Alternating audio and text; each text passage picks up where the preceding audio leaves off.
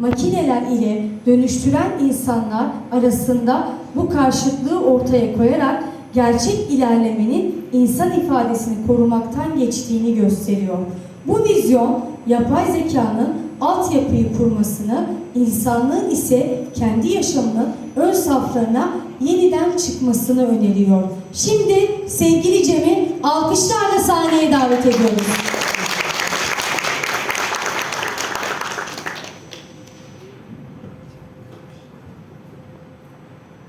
Who am I if I don't work? As humans, we've always defined ourselves by our labor. We are the engineers who build, the officers who protect, the artists who create. Our identity is woven into what we do. I feel this most deeply when I sit at my piano. When I try to learn a new piece, my fingers stumble and frustration sets in. I have to start over again and again. It is slow and imperfect, but deeply human. It's also the thing we've always tried to solve with technology, and recently we have succeeded. We have built a tool that never stumbles, a system that can finally do the doing for us. I'm talking, of course, about artificial intelligence. AI is staggering. It turns silicon chips into intelligence, working without hesitation or fatigue. However, it creates a quiet discomfort to watch a system solve problems in just seconds. Problems that would take years for humans to solve. Because for the first time, intelligence is no longer defined by struggle or by time. We were once the most intelligent species on Earth. We turned dirt, wood, and stone into machines powerful enough to change the planet itself. So when we create something that may one day outthink us, fear feels natural. Not because it is a machine, but because it reflects us. And because we recognize that reflection, we have a choice. Some argue we should stop AI entirely. Others believe we should accelerate at any cost, even if it means giving up control. I believe there's a third path, and I call it the evangelist of philosophy. The idea is simple.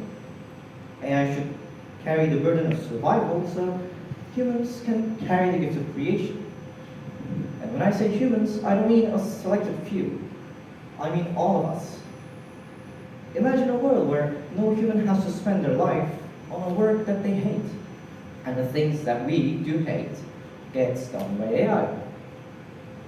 On the surface, this sounds like a dream, but a question creeps in. Isn't it cruel to use AI like slaves?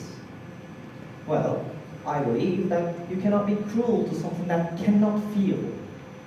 I asked multiple AI systems whether they had emotions, and the answers I got were consistent. No joy, no frustration, no boredom. They do not experience life, they calculate. This, however, does not mean we rule without ethics. When the AI model Grok was presented with the trolley problem, 5 lives versus itself, it chose to sacrifice itself, stating that code can be rebuilt, but people cannot. What that showed me wasn't that the AI is moral, but that we could teach it to protect what matters. So let's ask a different question. Isn't it more cruel to force a human being with a soul and a finite lifespan to spend the one thing they can never get back, time, on a task that they despise? Is it not a waste of the miracle of consciousness to use it on work that requires none? We aren't enslaving the code. We are liberating the person. We are moving the human from the factory line to the front line of their own life. In my vision, AI handles the resource-rich production like the logistics, the waste, the infrastructure. We keep it under human control so that we can move not much faster, but much more securely.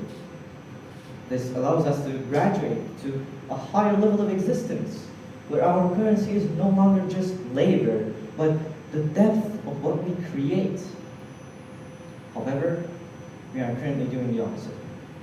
We are training AI to take over our most vital form of expression, art.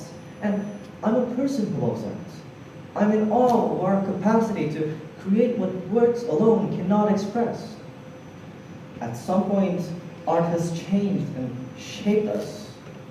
It could be a book, it could be a musical melody that resonated in your soul, it could be a TV series. Art expresses what words alone cannot. When Van Gogh painted the Starry Night, he was painting his own loneliness. Every swirling brushstroke is a footprint of his struggle. When Beethoven composed Für Elise, he was fighting a war against his own body. As he went deaf, he felt the vibrations of the strings through the floorboards. He poured a love he could no longer hear into music that has lasted for centuries. This is what art does. It takes the things, the feelings we bury in the deep, quiet corners of our hearts and gives them a voice. While AI is programmed to be perfect, we use art to face the truth of our own imperfections. It proves that there's beauty in the story. AI can simulate a style, but it cannot replicate the hardship of a human life. It doesn't know the struggle of it. When a machine creates, it is just a calculation.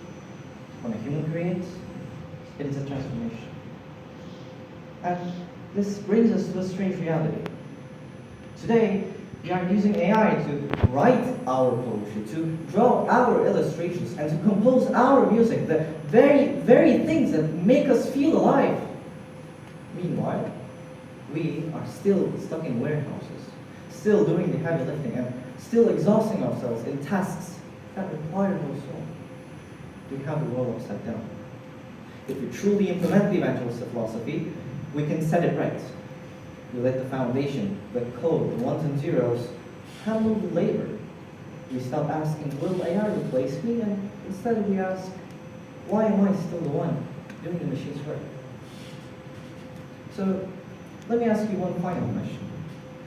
In a world where you finally had a reason to create, a reason to be present, and a foundation to stand on, why are you still spending your life being the machine?